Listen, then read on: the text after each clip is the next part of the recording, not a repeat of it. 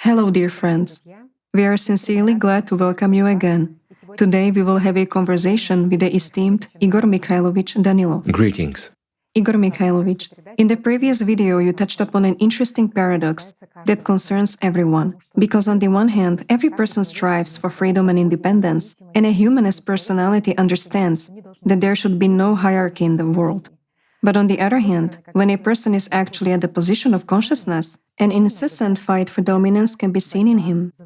You said that this is due to the fact that our primary or secondary consciousness fights for the power of real, which is the most valuable currency in the universe. And our consciousnesses, both the primary and the secondary one, are interested in having authority not only over personality, but over other people too. For this very reason, the life of most people in this coarse material world is actually aimed at exalting themselves over each other and eating one another in terms of energy. If they do not understand the main thing, what this life is really given to a human for. In this regard, I would like to start our conversation with a question that we received from one of our viewers. It concerns people's interaction in this three-dimensional, coarse material world. The question is the following. When talking to a person, do we always steal his attention or not?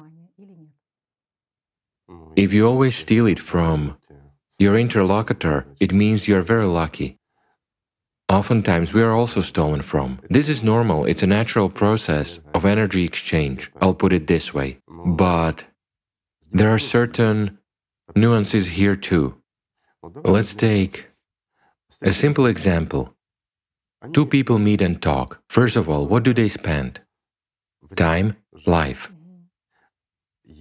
Naturally, they exchange certain information, whatever it is, important, significant, insignificant, evoking or not evoking emotions. Even if they meet and try to talk about nothing special, there's still an energy exchange. Thus, if we look from the perspective of metaphysics, even if people behave extremely politely, there is still a competition between them and a fight for that very vril. Isn't this a natural process, so to say? It is natural from the perspective of metaphysics. Okay, let's consider this skeptically, because many people will say, how come? In fact, we can control it, we can give nothing and try to take away vril. Let's consider this with complete skepticism. When we meet with people, we have a conversation with them, whether a person is important, necessary or unnecessary, or is a simple meeting. We spend a certain amount of time, right? Right. This time won't return. Will it? It won't. It won't. In any case, we use vril, that is energy. Well, we talked a lot about it. It is the most valuable currency. Anyway, we try to compete for it. Even if we meet a person, we are not interested, but we cannot leave. And after we leave, and from the perspective of such serious skepticism, what energy can we talk about here? The question is, why do we actually feel very bad after talking to some people about nothing special? Or, there's another example, we were in a good, elated mood and all that. We were full of energy, then we meet someone, just say hello, talk for 2 minutes, and we feel like a squeezed out lemon, right? I mean, it's like our tanks have been completely drained. Who hasn't encountered that, friends? There are people, and as a rule, there always are. If there is a family, relatives, near and dear people and the like, there are people after meeting with whom the majority feels very bad. Why? A simple example. During the holidays, as a rule, family, relatives, friends, and so on get together. Always or oftentimes, if there is a certain number, let's say more than 7 people, and just note, these are certain laws. If 7 or more people gather, there will always be someone who comes not in a very good mood. As a rule, the person is always like that. He may be quite sociable and normal, so to say. He lives in an elated mood, he is always nice, but he often incessantly talks about how bad he feels. Yet, after that person leaves, most people feel really exhausted. Who hasn't encountered such situations? Again, we go back to the magic of numbers, right? 7. Yes, 5, 7 and more, and then there goes 9, 12. or more correctly, 9, 11, 12, and so on. Thus we come to a certain number of people. That is why 6 people can have a good time. Basically, all of them feel fine and have fun. They exchange energy with each other. As soon as 7 people gather, the picture is completely different. Why? Is that an interesting question? It is interesting, very interesting. It is. Generally speaking, all this is due, I would say, to a redistribution of the power of will. There are certain basic patterns. One might say practically laws. Certainly, situations may occur when we meet a person and we feel nothing at all. It's just uninteresting. We leave just the way we were when we met him, and we are not even interested in talking to him, even if he brings up an interesting topic. What do you think is the reason for that? Probably we are equal in power. Either it is equal, or, let's say, a person is weaker. There is simply nothing to take from him. Well, Yet sometimes you meet with some people and it seems like, as it is said, you start feeling so good, you've unburdened your soul. 100%. As it is commonly said, that is, you become filled, you literally gain sort of You're a inspired. resourceful state. Right. Yes, after talking to a person. So it turns out that you have basically stolen his attention. It turns out, 100%, it turns out that your demon is stronger than his. Whereas when you meet with a weaker demon, so to say, you get filled anyway, but not you, your demon does. Although it can affect you emotionally as well. Why is it that not all people's attention is of interest to us? I mean, if consciousness hunts for attention, then it would seem we can take attention from every person we meet on our way. Why does the attention of some people interest us, while the attention of others doesn't? There are people who are filled, from whom, let's put it simply, and convert all this into an equivalent of money. There are people who are rich, and you can take more from them. There are people with average incomes, and there are poor ones. So when you meet a poor person, you even want to give something to him. And it's not a fact that you haven't already given. You see, that's also one of the forms of manipulation. In general, this is an interesting topic. If we delve into it, we can see a distinct hierarchy. It is indeed a very distinct hierarchy. In our world, everything is fractally structured. If we move away from metaphysics and switch to the visible world, after all, here there is also a sheer aspiration of people to dominate each other. Why? What urges people? Some will say the higher we rise on the social ladder, the more authority we have. The greater our opportunities and importance are, the more we are envied. Freedom, Right. sort of independence, yes. Freedom, of course, plus financial well-being, it goes without saying. And our aspiration to rise in authority over others is caused by banal greed and desire for a better life. No, friends. It's just that the higher a person climbs up the hierarchical ladder, the more access he has to other people's vril. I mean, it's again a pursuit of that very vril. Let's take another look. Let's suppose there is a person whom you've known all your life. He is nice and wonderful. He has been destined to gain a certain authority. Does he change? He changes. He changes. And the higher he climbs up the hierarchical ladder, the more authority he has over other people and the greater the number of people he communicates with, the deeper and faster he changes. Even if, let's say, a person used to be the life of the party, he was a simple and interesting person and suddenly he gets to the top of power, what happens to him? He becomes serious and meticulous. He starts valuing his time and attention. Let's say, the one who... Often people terminate relationships with the circle they used to have before. It is clear that a person can terminate relationships with some people. He has a great responsibility, he cannot communicate with many. Yes, exactly. But all this is a visible part, while in actual fact, what happens? A person changes very quickly, and not for the better. He's pragmatic. Even the one who, let's say, used to love and respect people who took care of nearly all humanity, used to be a volunteer and served humankind. If he becomes a president, he'll become a tyrant. The thief, a tyrant, a corruptionist, and so on. What he used to fight against, perhaps his entire life. Why? Because of the power of vril and the demon. As soon as a demon is endowed with authority, the main thing for him is vril. And the main thing is what? To evoke as much emotion in people as possible. He's not interested in anything else. Right, and it turns out that many of such people basically show and demonstrate their lives some kind of grandstanding. Of course they do. As soon as they become a little bit higher, one step higher in the hierarchy. Okay, Let's take a look. Let's just take bloggers, okay? Many of them start bragging about their achievements, their wealth, how many donations, how much money people transfer to them.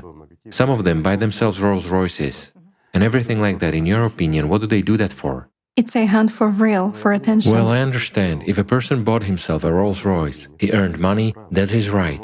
He can. If he has an opportunity to drive a good car, why not drive one? Life is very short, right? Yes, exactly. It makes sense. Why expose it all? Why talk about this? Why tell and brag about how many donations you received and how much money someone sent you? What gifts they sent you, right? I mean, what for? In order to stir people up, to cause envy, and to stimulate them. Do you know what the paradox is? The more and more often this blogger, whoever we take, friends, brags about his income, show how much he gets, the more people will send him funds. Take note. Why? It means that he's stronger than them, he's better than them, he has more energy, and people pay more attention to him. Firstly, his demon is stronger, and he gives orders to the weaker ones. Wow. And when a weaker demon sees how the stronger one praises someone, the little demon wants to be praised by the bigger demon. This is really so. Igor Mikhailovich, and what role does the dominance of either primary or secondary consciousness in a person play in the hierarchy of this world? A great one. Primary consciousness, let's put it so, it shows the weakness of a demon.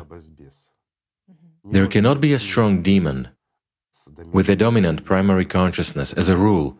Secondary consciousness, well, a demon of secondary consciousness, let's put it this way. Friends, pardon the language. It may sound science fictional or metaphysical to you, but this is reality. If you start working on yourselves and pay a little bit attention to such trifles.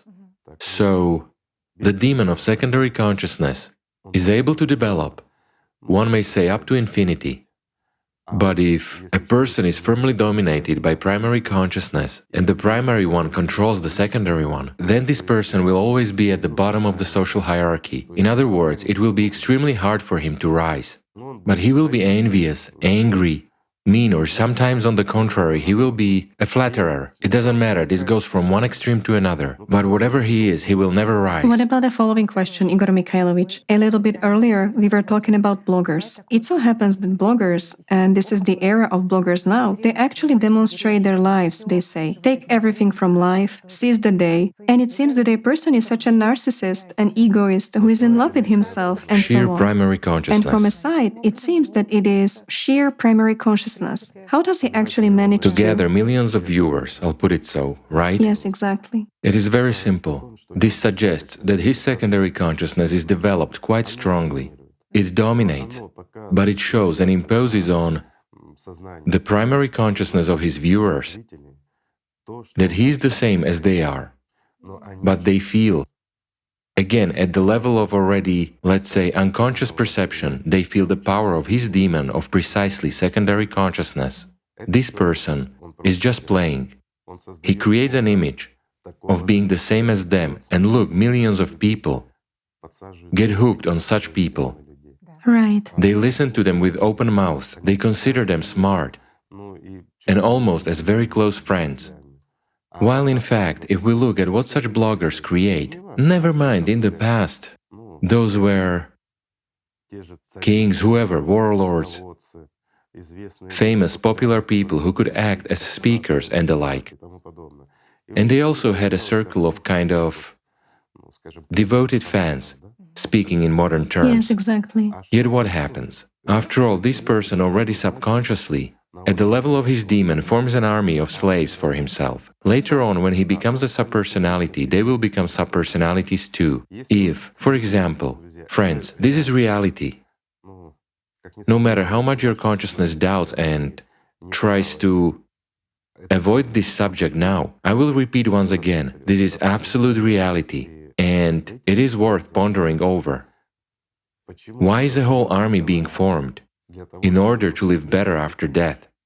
And just look, a modern blogger, whom people watch, if he disappears for several days, People begin to worry about him like a near and dear person. There is panic, right? Those who became addicted to certain bloggers. Haven't you observed such a phenomenon in yourselves, friends? If you have observed it, that's your trouble.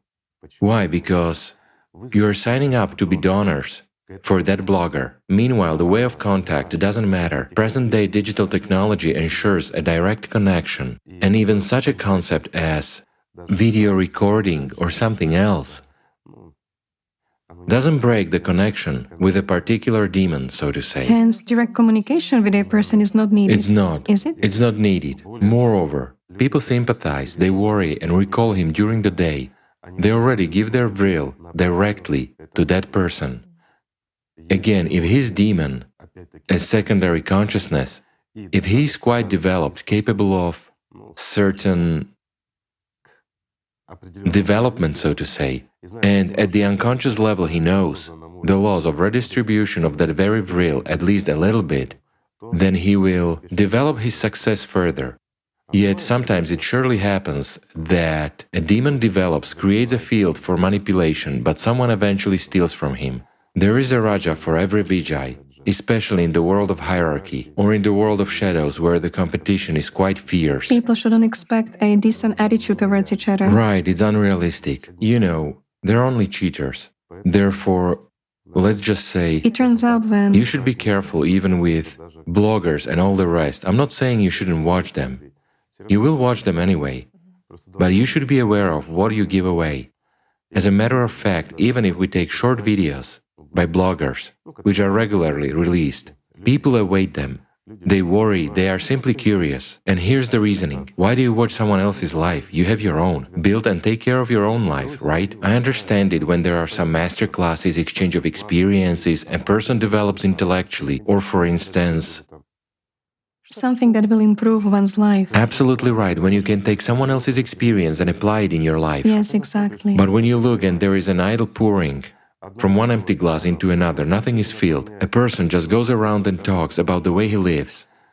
Yet he gets so stuck in people's minds. People become so dependent, like drug addicts. But why? Yes, many say, I watch him for the fifth time. Neither secondary nor primary consciousness can explain why I'm stuck to some person, scene or video all the time, while it turns out that a person understands that there is a strong demon there, and at a different level, bypassing consciousness Certainly. and bypassing some of one's understanding Of and course. logical comprehension. The person, the viewer already becomes simply his slave. He becomes dependent on his demons, not on his charisma or mastery of presentation. No, sometimes you look and indeed there is primary consciousness. A blogger is kind of silly, unserious, and even a little bit insane. But people are addicted to him, in the literal sense of the word. Igor Mikhailovich, based on the kind of content a person enjoys, is it possible to identify what kind of consciousness predominates in him? Easily. For example, again, as we have just discussed, a person has an ordinary simple life, no matter who he is. Whether he goes to work, he's a lawyer or someone else, or, well, if he's a lawyer, we immediately understand that he's dominated by secondary consciousness. Let's put it simply, there is an ordinary person, and his job is blogging. He goes shopping, buys something, cooks something at home, plays with his favorite dog, watches TV and comments. And people watch him watching TV and commenting, you see? There's the level of which consciousness, the primary one, right? Right. Next, cats running around, some chuckles where you don't have to think and don't have to strain yourself. Is it the primary one? Primary consciousness. Of course. Mhm. But there are other videos which, let's say, tell about outer space or some historical things, that is, what primary consciousness doesn't like. It is boring. But it hooks secondary consciousness. There is something to think about, something to analyze and to learn. That's already, pardon me, secondary consciousness, right? Yes. Igor Mikhailovich, what about videos about spiritual matters, for example?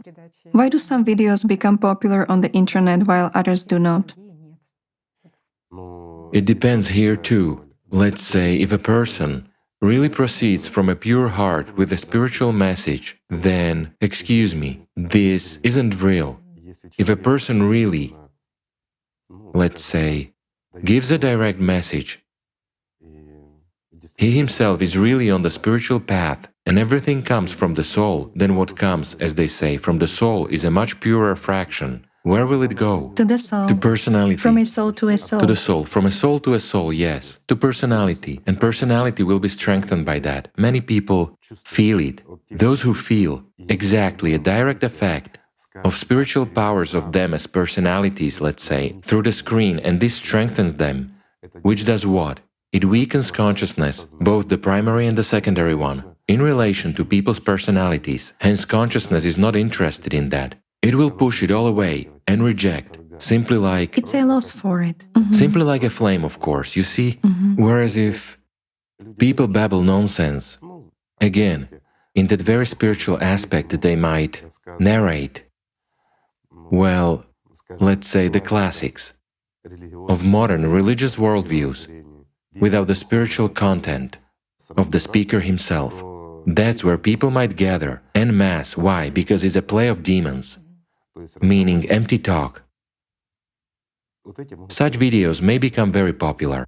I see. Igor Mikhailovich, here is another question. If it is so happens that you find yourself in a circle of people or in a group where you definitely see that a person is stealing your attention, is there any safety measure for those people who truly follow the spiritual path? What is the proper way to behave? I will tell you this. What is to be done?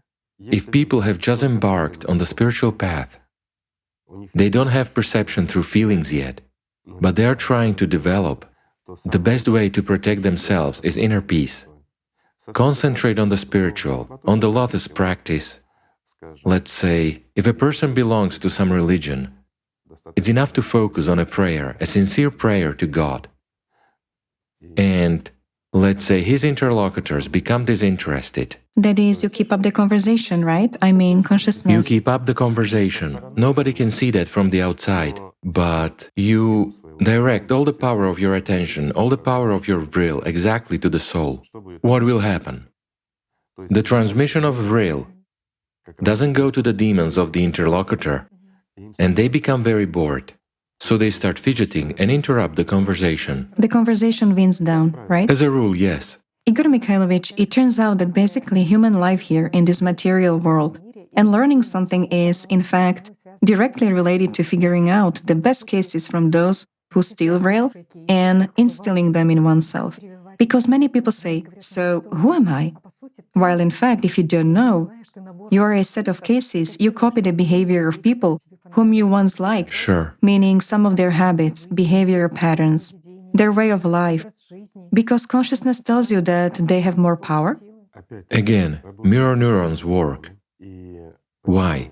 Let's say those who watch certain bloggers start copying them without even noticing that, because a weaker demon is trying to repeat everything, especially the exterior, the voice, the manner of presentation and whatnot, to emulate his idol, that is, a stronger demon.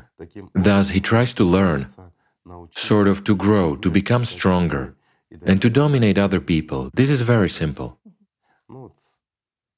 Again, a question may arise from people. Okay, there is the vril power, meaning it is constantly being released. That's what we pay for living in this three-dimensionality, so to say. But what if you don't meet with anyone?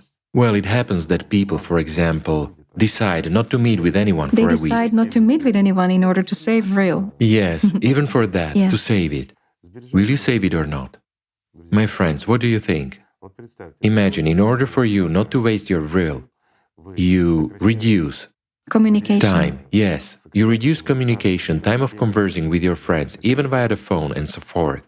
And you try to redirect it to the spiritual world. That's a good thing, right? I mean, to your spiritual development. That's great. But will you then spend your vril on the system, on consciousness?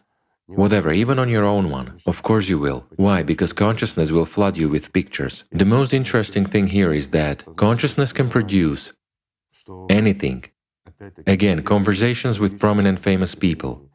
If you don't have a blogger you are talking with, consciousness will make things up for you and elevate you. I mean, what is the danger here? If you don't load your consciousness heavily with something serious, then a game begins, and here the advantage goes to primary consciousness. The system starts pressing on a person's pridefulness. And since primary consciousness is closer to personality, it begins to coax attention through fantasies. At this point, a combination of the work of both primary and secondary consciousness already takes place. Secondary consciousness urges primary consciousness to start a dialogue. We, as personalities, sometimes don't even distinguish whether a real person is talking to us or it's a fantasy of secondary consciousness. Yes, that's right. We don't care as personalities. Yet what does primary consciousness begin to form? Elementary, simple things. How an ordinary person all of a sudden starts talking to his idol. Then he may talk to the president. Moreover, as his friend. That is, it elevates the person. Primary consciousness always seeks to elevate itself above people. Why? Again, even up to the point where you talk to presidents, you tell them something, they listen to you, meaning they give you their will. So imagine, to what extent? Even though in an illusory way, yet it builds such schemes. Of course. It substitutes reality. Of course, while in fact what happens is that instead of sending your will towards the spiritual world, creating, ensuring the future eternal life for yourself, you just waste your life on these illusions and revel in some illusion, so to say, because of momentary pridefulness. By the way, this often happens, my friends. Even if a person is distracted, well, he is into some sweet illusion, I don't know, of talking to his idol.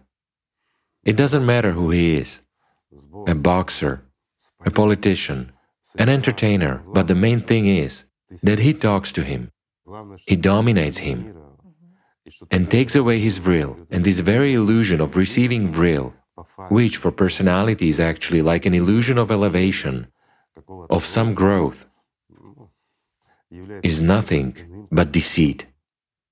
In general, this division of primary and secondary consciousness is very interesting, I would say. And as we already said, the trouble is that true talents and abilities of every human being are sometimes hidden by primary consciousness, and secondary consciousness is underdeveloped. Why does it not develop? A simple question. What do you think? Perhaps a person himself doesn't develop The primary doesn't let it develop. Similarly, by looking at such bloggers, he basically activates primary consciousness in himself. Quite right. The person recollects the past. Definitely. It turns out that primary consciousness is also connected with the memory block. 100%. Yes, so a person lives in the past. It would seem that the past is… There should be past experience that you've gained and you move on, you don't hold on to the past. But people are often thrown into the past, often forced to live somebody else's life, to worry about someone. Again, to live in an illusion of their own consciousness, but not to develop and live by themselves. However, for example, if secondary consciousness predominates in a person, as a rule he finds himself, he fulfills himself, he develops. I mean here, in the field of talent, I don't mean in the hierarchy. Still, it is rather primary consciousness that pushes a person to develop in the hierarchy. But it is good when, let's say, there is at least some harmony between primary and secondary consciousnesses, then a person can be smart, competent, and hold a corresponding position. Yet most often, let's say, there are people who are really greedy, thievish, sycophantic, and stupid, who really don't have any skills in their specialty at all, but nevertheless can occupy a high post. Why? It is due to primary consciousness. The demon grows so strong that it begins to dominate even secondary consciousnesses. Still, when we meet each other, what is the first thing that activates? It is primary consciousness in both interlocutors. Afterwards, yes, secondary consciousness activates, there is analysis and everything else, but the first impression is given by primary consciousness. And if the demon of primary consciousness is strong enough, he is able to suppress secondary consciousness in his interlocutor, leaving it to the interests of primary consciousness. Thus, I'll put it this way, someone who walked in off the street to some big boss can become a good friend of his in literally 2 minutes, to the point where the boss will remember him and they will meet, be friends, have a career and so forth. Or there will be trivial corruption, let's say, again, banal selfish matters that improve their lives. That is why the development of secondary consciousness suffers, although, in theory, The demon of secondary consciousness should be much stronger and should dominate. Why? Because it is connected to the system itself directly, while primary consciousness is only partially. Igor Mikhailovich, is it true that if a person's secondary consciousness is developed, then there are more of some talents and creativity in him? Of course, there are more of them. Primary consciousness restrains a lot. Actually, it loves glory. If, let's say, primary consciousness doesn't dominate the secondary one too much, it may contribute to the development of these talents in secondary consciousness. As a rule, if a child grows up as an egoist, then, besides selfishness, there arises laziness in him, and an ability to shift responsibility onto someone else. Thus, a person's talents are suppressed. Again, we know that there are humanists and there are techies. Everyone has heard about this. Yes. So many people say, I'm a humanist. I'm not good at technology. I don't understand your mathematics and your physics. Yes, exactly. Or on the contrary, he says, I'm a techie. I'm interested in physics, but I don't understand your poetry. Yes, it is true. I'm not good at it. But do you know that this is actually a lie? And now, friends, I'll disclose a piece of information. There was an interesting experiment. My friend and I conducted certain experiments with regard to his work, using the hypnosis technique on those who volunteered. We took purely humanists, a certain group of people, and, say, under a specific hypnosis technique, primary consciousness was suppressed and replaced by a hypnotist, let's say. A command was sent directly to personality that a person becomes that very techie, meaning he likes mathematics and everything else. Do you know what the most interesting thing is? Those humanists activated secondary consciousness to such an extent. Well, for example, I'll tell you figuratively now. Other names were used. For example, a person was suggested that he was Tsiolkovsky, a scientist. And the most interesting thing is that the person started talking almost like that very Tsiolkovsky. Not having any experience. Not having any. And that is very interesting. In other words, our secondary consciousness really has a huge database of knowledge. And it is absolutely the same for it whether a person is a humanist or a techie. This shows that it is enough just to replace this egoist who says, I am a humanist. He has defined and identified himself, Yes. established his own boundaries. Absolutely right, completely right. You present personality as another personality with completely different characteristics, and those characteristics begin to manifest themselves. From the perspective of modern explanation, I don't know, from the perspective of neurobiology or something else, that's impossible. It is practically unrealistic. That is, if a person is a humanist, he knows very little about that very Tsiolkovsky, so to say, or whoever we take. Yet, in this case, he suddenly starts voicing his speech. I understand that psychologists may say that all of us, especially humanists, read a lot, come across or read something somewhere. Some phrases are stored in our mind, and then our memory gets activated. In a certain state, especially in the state of hypnotic immersion, so to say, and everything is activated in a person, and everything that was associated with that very Tsiolkovsky begins to come to mind. To be structured, yes. Of course. To be sifted through. Yes, all the more so if he already perceives himself as that very Tsiolkovsky, right? And everything falls into place for him. I agree, such things may happen from the perspective of psychology, but try to repeat it in reality. Here's a simple example. If a person doesn't know and is not familiar with something, if he doesn't have the mind of a mathematician, as modern psychologists and psychiatrists say, then he is not inclined to serious, profound calculations.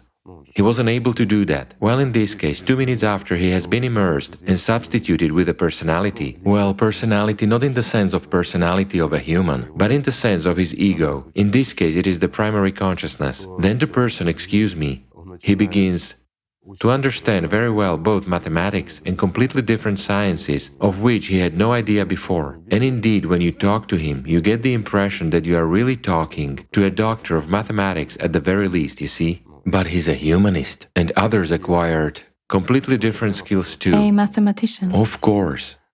We took mathematicians, physicists, guys who seriously liked that, studied it and so on, but they were not good at humanities. They didn't even know Pushkin's poetry. But when we conducted those manipulations, so to say, with their psyche and replaced this egoist inside them, they began to recite poems by heart. Moreover, they could easily compose and write them. Another simple example, a person who was an athlete, let's say, a good, talented athlete, but it was clear that he was not good at sciences, either at humanities or at exact sciences. He didn't devote time to it, yes. An absolute zero. Moreover, he certainly wasn't into poetry. But do you know what the most interesting thing is? When his personality was substituted, he began to write poetry. There was a substitution with the personality of Anna Akhmatova. He began to compose and create absolutely the same poems. The style was the same. Everything was the same. But excuse me, he is an athlete, a good one at that, who didn't study well, let's put it so. He didn't read anything, any of her works. The most interesting thing is that after he was taken out of the trance and returned to his normal boxing state, we tried to talk to him about those poems. He didn't even know the author. He had never read any of her works, never heard them. He may have heard them, but he didn't remember. And he couldn't repeat anything. But when we gave him poems written in his handwriting, he simply did not believe us. If it hadn't been for witnesses, he wouldn't have believed us for sure. In other words, consciousness knows what to retrieve in exchange for real Of course. from the library called the Absolute or the Universal Mind. There is the universal mind, let's put it this way. It's just that, a lot of people also think as follows. I am not a strategist. I am more of a tactician. I am not creative. I am more of an executor. And here, of course, but you've just said the key point, I. Until a person answers the question who he is nobody. He's just a trivial me person, you see? Yes. Who passes by the greatest knowledge, who passes by life, who passes by God's love indeed, simply because he's a me person. From primary consciousness, in other words, he's a petty demon who spoils his own life and condemns himself to a bad afterlife. Though he could become anyone, just knowing and understanding elementary things, that the only thing which stands in your way is your pridefulness, your overinflated ego. This is, excuse me friends, your primary consciousness. A human can achieve anything, including good spiritual accomplishments and spiritual freedoms, and become anyone, if he certainly has an aspiration and desire. That's the most important point, to become a mature personality. Meanwhile, everything on the spiritual path begins simply with love. So friends, let us love each other. Thank you. Thank you so much, Igor Mikhailovich. Thank you, friends. Peace be with you.